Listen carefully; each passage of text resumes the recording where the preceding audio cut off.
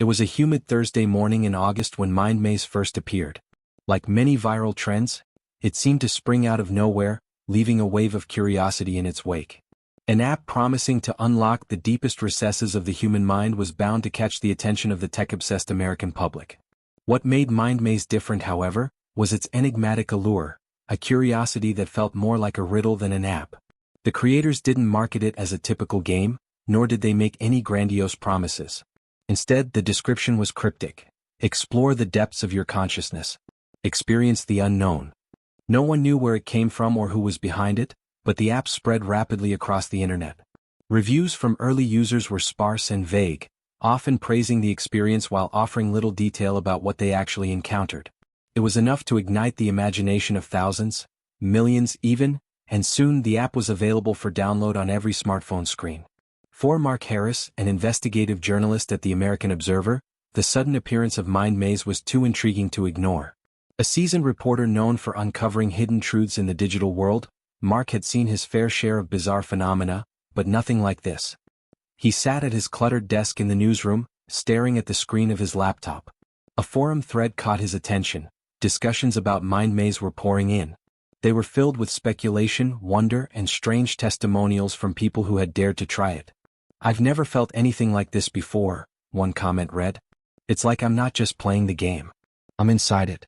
My thoughts, my memories, they feel foreign. I don't know how to explain it." Another user wrote, "I woke up in the middle of the night, covered in sweat, unable to remember what happened after I played. I think I saw something, felt something, that shouldn't exist. I don't know how to describe it." Despite his skepticism, Mark's journalistic instincts pushed him to investigate. The comments were too strange to dismiss, and the vague promises of unlocking the deepest recesses of the mind felt suspiciously like something that might have deeper, darker implications. If MindMaze truly was more than a game, Mark had to find out what was really going on. His investigation started small. He downloaded the app despite warnings in the forums about its bizarre side effects. The first few minutes were mundane, a simple puzzle game with no real substance, just a sequence of abstract symbols and odd geometric shapes.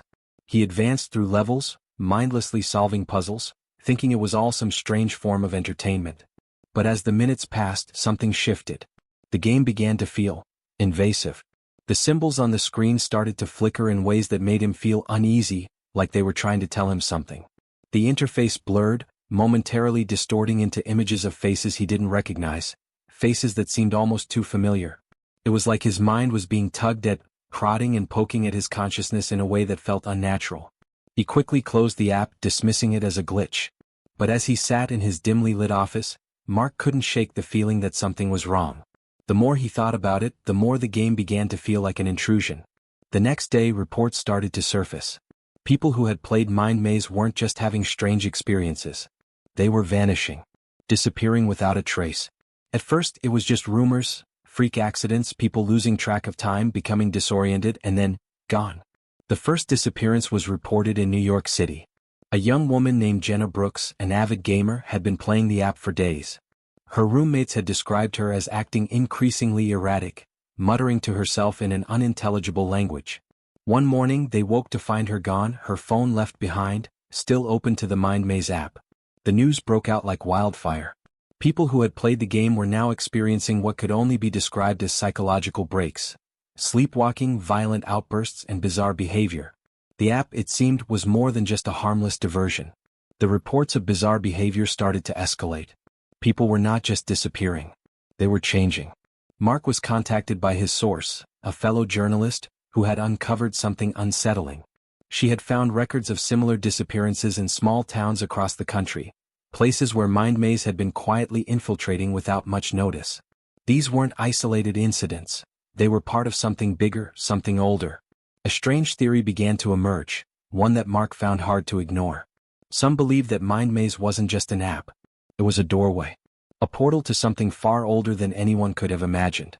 According to the records, MindMaze was connected to ancient symbols, remnants of a forgotten culture that had disappeared thousands of years ago.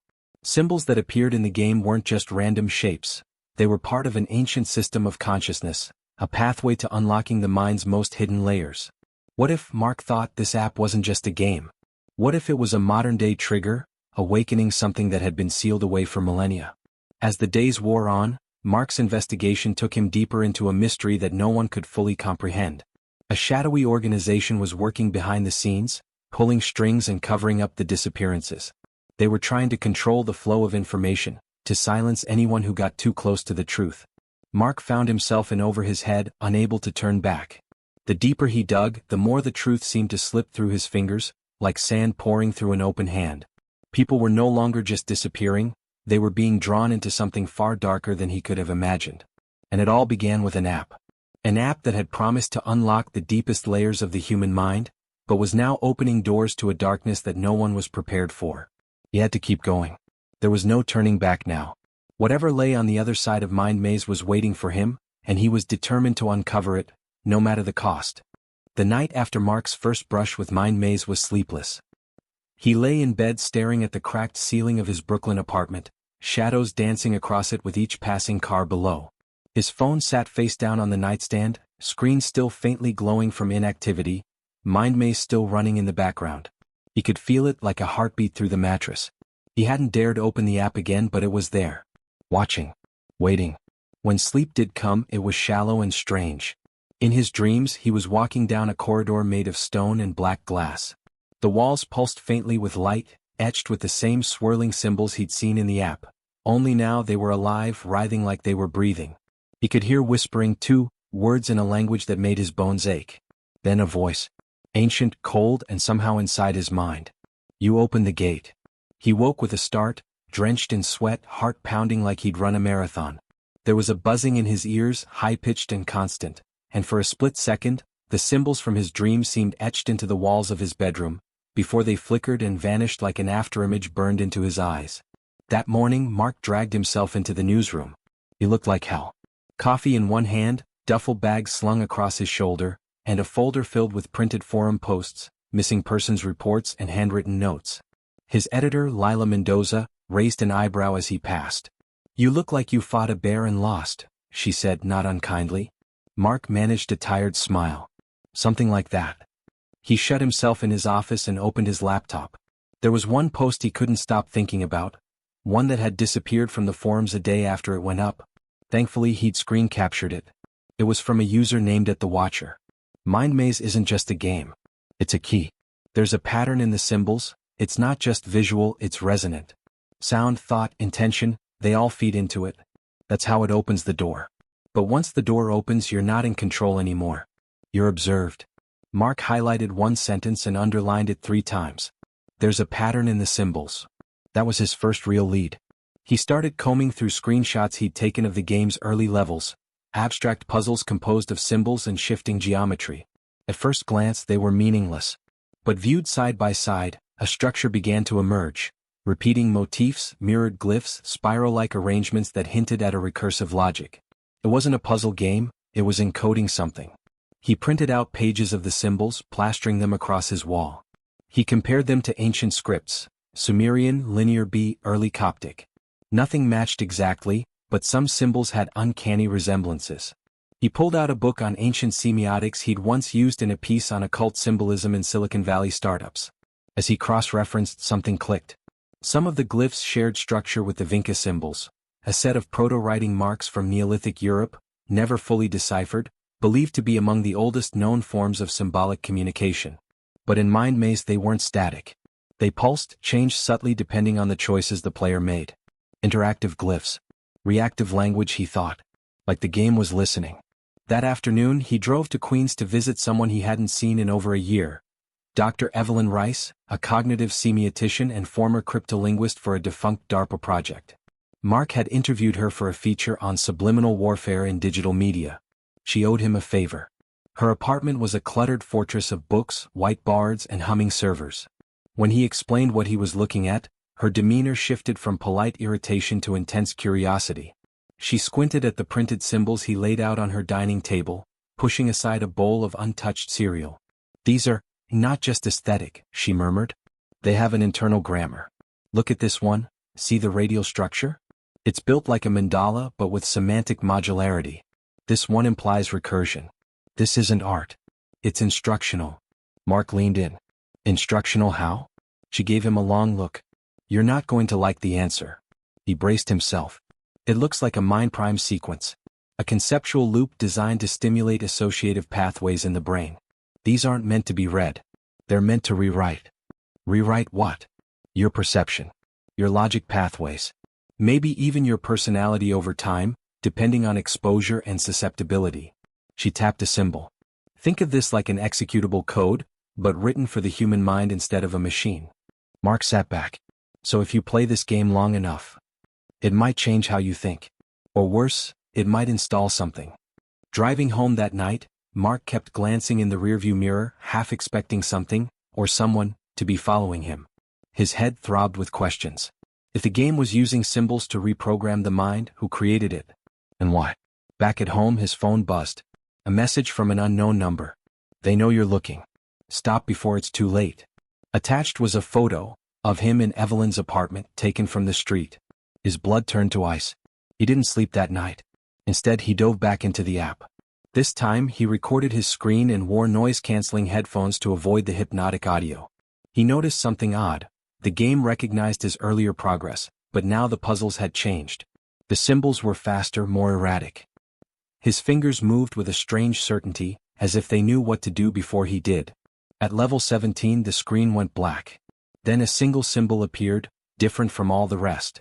It was circular, with 3 interlocking triangles forming a central eye. Suddenly, Mark's phone vibrated violently, and the screen shattered from within. Smoke rose from the battery. He threw it across the room. From the broken speaker, a voice whispered, "You are marked." Mark knew then that this was no ordinary app. It wasn't just altering perception, it was tagging people. Using symbols as beacons. As locators. And maybe, as summoning tools. Whatever had been sealed away thousands of years ago, some consciousness, some forgotten force, was using MindMaze as a Trojan horse to re-enter this world. Through minds, through dreams, through willing participants. But why were people vanishing? Unless they weren't being taken physically. They were being claimed. The morning was silent. Too silent. Mark sat in his car across from the National Archives' remote storage facility in Maryland, an unassuming building that looked more like a warehouse than a government installation. Inside, according to a source he had bribed with a favor and 2 bottles of Glenlivet, were sealed files relating to a classified excavation conducted in 1971. The site had been located in the Utah desert, near a series of petroglyphs long believed to be Native American in origin. But they weren't. The carvings found deep beneath the desert sands matched some of the same symbols appearing in MindMaze. Identical glyphs. A repeating sequence buried under layers of earth and time. That wasn't coincidence. Mark checked his watch. 4:03 a.m. He reached into the glove box and pulled out a forged security badge, courtesy of his contact in a hacker collective that called itself LUX5. The badge wouldn't get him far, but it would buy him a few minutes, and that was all he needed. He slipped on black gloves, adjusted the baseball cap over his brow, and stepped out into the misty parking lot. A low fog crawled across the pavement like breath from something sleeping under the earth. His every step echoed too loudly. Each motion felt like it tugged on a thread tied to something watching. Inside, the building smelled of paper, metal, and faint decay. He moved quickly, using floor plans from LUX5 to guide him through the maze of corridors and security checkpoints. The door he needed, sublevel D room 72, was behind 2 locked steel gates. The first fell easily with a bypass tool. The second required a fingerprint. He used a trick he'd learned from a forensic contact. A mold made from a high-resolution print. It clicked green. Inside room 72, the air was cold and stale. Metal shelving units lined the walls, filled with unmarked boxes, binders, and decaying microfilm. He found the folder almost immediately. Project Threshold, Contact Protocol, Site 9, Wendover Crater Complex.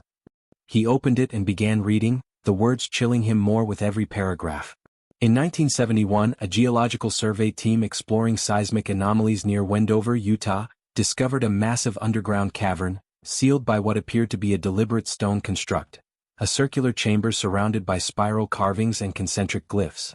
Initial analysis suggested the structure predated any known civilization in North America. Excavation revealed what the scientists dubbed the core tablet, a black obelisk-like monolith covered in the same symbols now found in MindMaze. Not only was the structure ancient, it appeared to respond to proximity. Faint electromagnetic pulses and temperature fluctuations were recorded when living subjects approached it. Subjects reported dreams, hallucinations, whispers. Then the disappearances began. Several researchers vanished. Others went mad. One carved the symbols into his own skin before collapsing into a coma.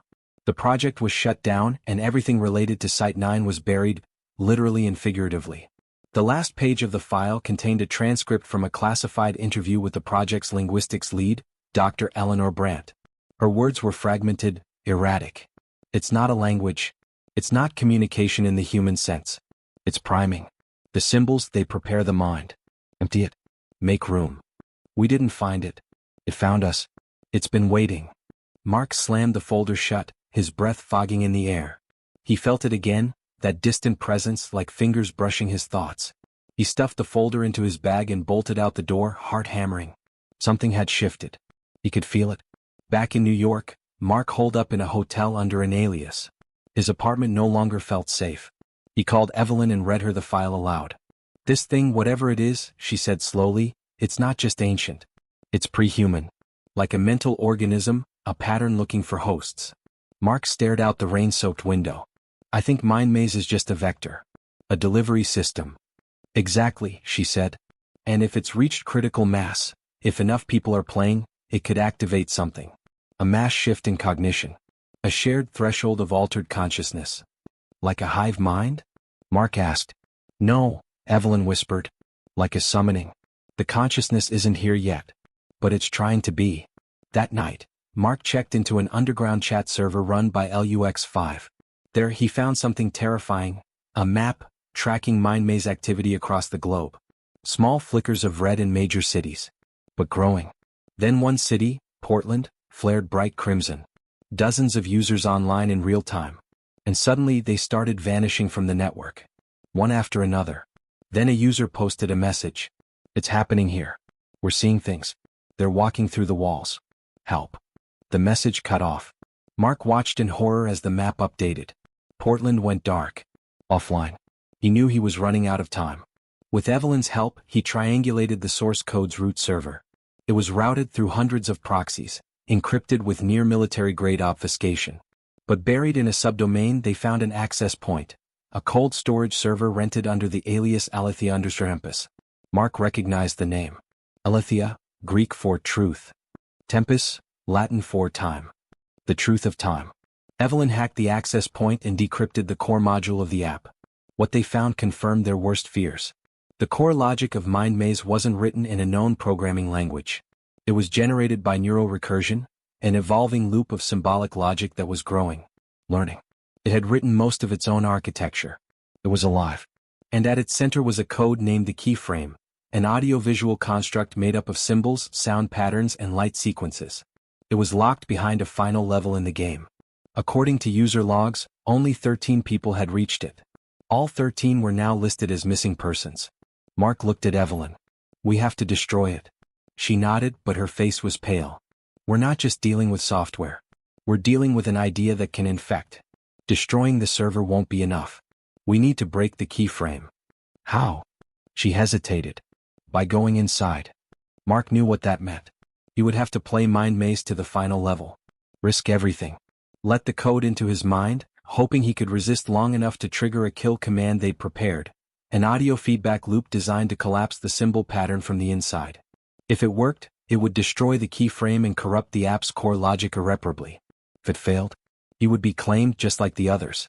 As the sun began to rise over Manhattan, Mark opened the app one last time. The screen blinked. Welcome back. And the maze opened. The screen went dark for a moment. Then, one by one, the symbols began to reappear, slowly, deliberately, crawling across the interface like living runes. MindMaze was no longer a game. It felt more like a ritual. Mark adjusted his headphones and activated the failsafe code, a custom-coded feedback loop Evelyn had embedded into a second device connected to his phone. It was a frequency pulse generator meant to scramble symbolic recognition in real time, a theoretical defense against the app's hypnotic sequences. It was a desperate idea, but the only one they had. The game loaded. Instead of a start screen, a single phrase hovered mid-screen, rendered in pulsating red glyphs. The door is open. Level 18. The initiation chamber. The screen dissolved into a 3D environment, a massive stone chamber without doors, lit by floating torches that didn't flicker. The walls were covered in the familiar glyphs, now in motion, writhing and folding into new configurations every few seconds. The soundtrack had changed too, a low, droning hum laced with layered whispers that seemed to speak directly into Mark's spine. He could feel his body temperature dropping. The game wasn't just a program, it was reacting to him, adapting to his thoughts. He tapped the screen and a path of glowing tiles appeared. One by one he solved the puzzles, each more complex than the last. But something was different now. These weren't tests of logic or spatial reasoning. They were symbolic traps meant to distort meaning, to break linear thought. Some levels forced him to accept contradictions to proceed. Others punished him for logical consistency. This isn't a test of intelligence, he realized. It's a test of compliance. Level 19, the Mirror Hall. He entered a space filled with black reflective surfaces, each showing not his reflection but different versions of himself. In one mirror he was screaming. In another, laughing manically, covered in the spiraling glyphs. One version stood completely still, staring at him. When he blinked, it was gone. Then came a voice, deep and layered, speaking not through the game but into his mind. We were many before you were one. We are memory without form. We remember the first dawn. Mark staggered, nausea washing over him. His failsafe device beeped, pulse levels rising, neural patterns destabilizing. He gritted his teeth and whispered to himself, "You are not real. This is code. Symbols. Thought patterns." But in his heart he wasn't sure anymore. Level 20, the Gate of Names. In this level, a stone archway towered in the center of a void. Carved into it were thousands of names. Some in English, others in languages no human had spoken in millennia. As he approached, the arch pulsed with energy and one name rose above the rest. Mark Hadley. He froze. More names rose, Evelyn Rice. Dr. Eleanor Brandt. The Watcher. All of them were real. Some had disappeared. Some were dead. The game was pulling from reality now, his reality. He tried to back out of the level but the app resisted. His screen flickered. The failsafe beeped erratically. Then a new name surfaced, glowing. The Forgotten One. Suddenly, a figure appeared beneath the arch, a silhouette of impossible geometry, made of shifting symbols and cascading light. No face. No body. Just motion. It spoke without sound. Mark felt the words inside his chest. We are the echo. The seed planted in mind. You are the final threshold. Meanwhile, in Evelyn's lab across the city, alarms were flashing. She was watching Mark's biometrics on a second screen. Pulse erratic, brainwave activity skyrocketing, higher than normal REM cycles. It looked like he was in dream state while awake. Mark, you need to pull out, she shouted into the mic. Your mind can't take much more. No response. She initiated a signal spike, an override code meant to shut the app down remotely. But the code bounced back. Then the servers went dead. Evelyn stared at her screen in horror. It's not on our network anymore. She whispered the words no scientist ever wants to say. It's gone autonomous. Back in the maze. Level 21, the Memory Sea. Mark now stood on an endless black ocean, reflective and still. In the sky, alien constellations shimmered in patterns no astronomer had ever charted. Floating in the water were memories, his own. Snippets of childhood. His father's funeral. The day he first held a camera. The night he met Evelyn. But they weren't static. They were being edited. In one memory, his father turned to him and whispered in the same ancient voice. You must forget to open the door. Another showed Evelyn with glyphs spiraling from her eyes, repeating, You are the vessel. Mark cried out, clutching his head. I won't let you rewrite me. And then, silence. Darkness. Final level, the keyframe. Mark awoke inside the game. He was floating in a chamber shaped like a massive, spiraling eye. In its center hovered a construct of pure light and shadow, shifting and pulsating. A living glyph made of thousands of symbols woven into a sphere of impossible angles. This was the keyframe. It throbbed like a heart. Mark raised his device. The failsafe app was still running, barely. He activated the audio disruption loop. The keyframe screamed, not audibly but mentally, shattering his thoughts like glass. Blood poured from his nose as symbols burned into the air around him. He stumbled forward, repeating the failsafe code aloud. I'm not yours. You have no name. I closed the door. Again. Louder. Symbols began unraveling. The keyframe flickered. The ancient voice shrieked. You were made to remember us. You cannot unsee. We are thought without end. Mark shouted over it. I closed the door. He reached the keyframe and plunged his hand into its center. Blinding light. Noise. Thought. Everything. Silence. He woke up on the floor of the hotel, gasping like a drowning man. The phone was smoking. The screen dead. His failsafe device had melted in his hand. He crawled to the bathroom and vomited until his throat burned. Then he looked up at the mirror. For a moment the glyphs were there. Faint. Then gone. 3 days later the MindMaze app vanished from every app store worldwide. All servers offline. Domains erased. Mentions of the game began disappearing from social media, forums, even news articles. It was like it had never existed. But Mark knew better. He met Evelyn in a park, both of them looking like they hadn't slept in weeks. She said nothing at first, just handed him a file. Inside were satellite images of an excavation in Mongolia. A new set of glyphs had been uncovered, identical to the keyframe patterns. They're spreading, she said. Mark looked at her, eyes hollow. No, he whispered. They've always been here. The first dream came in silence. No sound. No color. Just symbols, drifting across the black of Mark's sleep like fireflies made of language. He didn't know how long he had been floating in that void or if he was even asleep at all. He tried to speak, but his voice was absorbed into the dark. Then the symbols began to hum. Not with noise but with meaning. They weren't just shapes. They were instructions. Memories. Maps. A phrase burned into his chest, searing itself into his ribs like ancient ink. The mind is a gate. The world is the key. When he woke he found his fingernails caked with ink-black residue. His bedsheets had been torn in his sleep. And on the wall, drawn in what might have been charcoal, or something darker, was a spiral of glyphs. They were moving. 3 weeks after the collapse. The MindMaze app was gone. All traces erased as if a neural net of global censorship had wiped it clean. No archives. No stored backups. Even screen recordings from players had become corrupted. Evelyn described it as a cognitive afterburn, like a mind refusing to retain a dream too dangerous to remember. But something had changed in the world. People were dreaming in unison. Hospitals began logging an influx of patients complaining of shared hallucinations, spirals, voices, impossible mazes. Some woke with ancient languages scrawled on their bodies, languages they'd never studied. Others were found sleepwalking into forests, rivers, even traffic. Worse still, children were beginning to draw the symbols. Flawlessly. All across the globe, from Nairobi to Tokyo, Sao Paulo to Iceland. Same curves, same glyphs. Sometimes whole sequences, identical down to every stroke. Evelyn called it neural sympathetic convergence. A spontaneous synchronization of thought patterns across isolated individuals. Mark called it what it was. Contagion. The Wendover crater, Site 9. On a storm-lashed afternoon, Mark and Evelyn returned to where it all began. Site 9 had long since been buried by the government. Sealed in concrete, declared geologically unstable.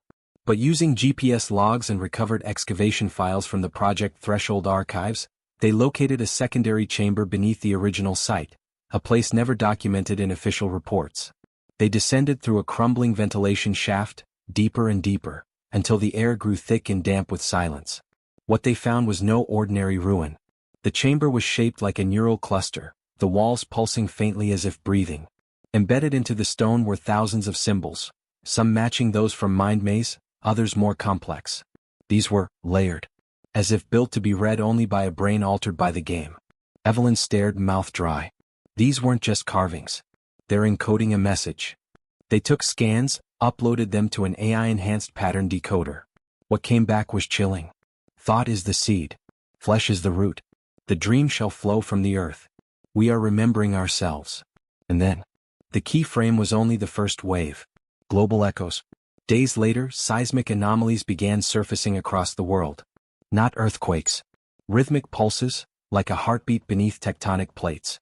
In these zones, people reported lost time, phantom sounds, visions of geometric patterns etched into the sky. Groups spontaneously chanting in unison without memory of doing so.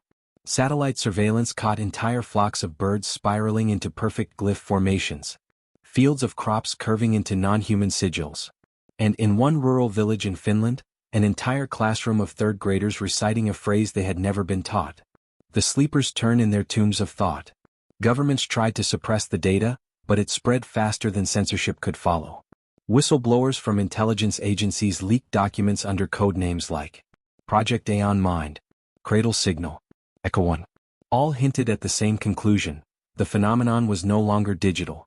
It was biological. MindMaze had been a prototype. The world itself was becoming the next host. Back in New York, Mark began experiencing memory gaps. One moment he'd be reviewing notes, the next he'd be standing at the window with no idea how long he'd been there. Evelyn found him one night drawing on the walls again. His eyes open but empty, hand moving in perfect spirals. He didn't remember it. She began recording their conversations, tracking their dreams, setting up EMF meters and neural scanners around their workspace. The results were terrifying. Mark's brain activity was no longer human normal. His occipital lobe, the visual center, was hyperstimulated even when he wasn't looking at anything. It was like his mind was constantly seeing images, patterns, bliss. Evelyn's theory was simple. Your mind isn't infected. It's tuning in. To what? Something that thinks in symbol. The signal. Then came the radio broadcast. Shortwave stations across 5 continents began picking up the same repeating tone, a frequency too low for natural origin. Hidden within it were symbol patterns, rising in complexity every hour. The code was traced back to a satellite array in Antarctica, a station long thought abandoned. When UN investigators arrived, they found the staff had vanished. All of them. But the control room still functioned. On one wall, scratched into the steel and shaking hands. IT is using US to dream. Mark stared at the photos for hours, silent. He felt the truth in those words like a drumbeat behind his ribs. The realization. Back at their lab, Evelyn's voice trembled. I think the key frame wasn't an attack. It was a primer. Mark blinked. What do you mean? She opened a file filled with EEG scans. It didn't try to kill us. It tried to prepare us. It was reshaping human cognition, rewriting the brain to receive its language. Once enough minds were tuned, it could begin its next phase. Mark whispered, broadcast. Yes, she said. But not over the air.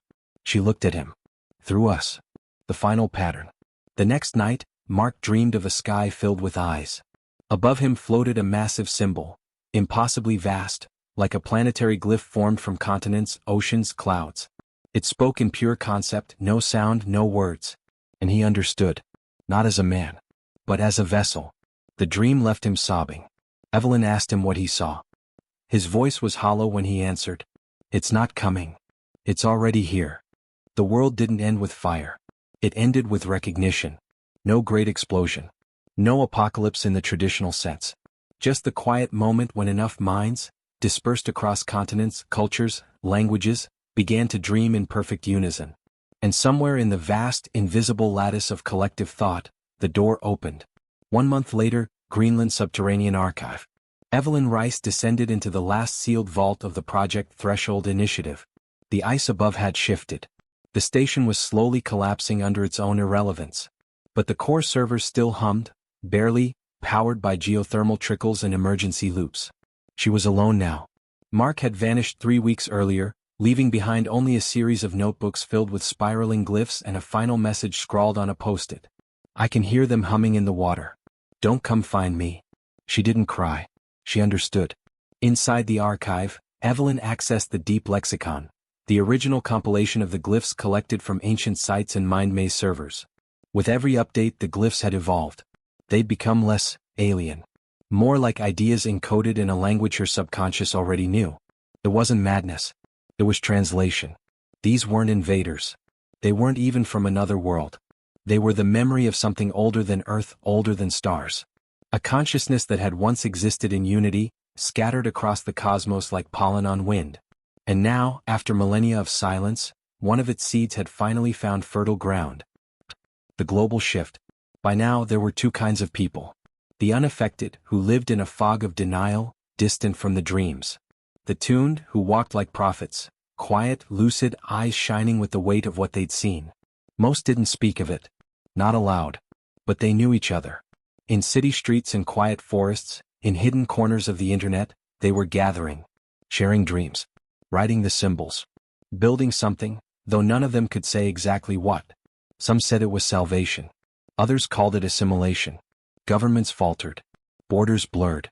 Old religions fractured under the pressure of this new knowing, a gospel not written in books, but in the folds of sleep and the spiral of thought. The final dream, Evelyn's awakening. One night, Evelyn entered a sleep deeper than any she'd ever known. She found herself standing on the surface of a planet that was not Earth. The sky was made of memory, faces, places, colors without name. The ground was alive, pulsing beneath her feet like the breath of something dreaming. Before her stood a figure, shifting, fluid, genderless. It looked like Mark and yet not. It was Mark. Or at least the part of him that had crossed over. He spoke, not with a voice but with a thought that spanned light years in a heartbeat. We were never meant to be alone. They did not create us. They were us, before form, before time. Now that we remember, the dreaming begins anew. The sky cracked open, not with thunder but understanding. And Evelyn stepped forward, unafraid. 1 year later. The world had not ended. It had transformed. Cities still stood. People still lived, laughed, cried. But beneath it all was a new layer, an invisible web of collective thought and awakened minds. Art changed. Music changed. Children were born with a strange calm behind their eyes. They learned the glyphs faster than language. The news no longer reported catastrophes. Instead, it tracked frequency shifts, dream cycles, glyph resonance clusters in urban centers. And above all, the unspoken truth. We were dreaming again. Together. Epilogue, the Spiral Archive. In a small, unlisted server buried in an unmarked location, a digital record plays on a loop. It contains fragments of MindMaze, recovered by anonymous archivists, along with Evelyn's final logs. The file is marked Eon Archive for the next ones. The last line of the file reads, "This is not the end of humanity. It is the end of humanity as a question. From now on, we are part of the answer." This story is purely fictional. The events, technologies, and characters described in MindMaze, Collective Suicide, are not real.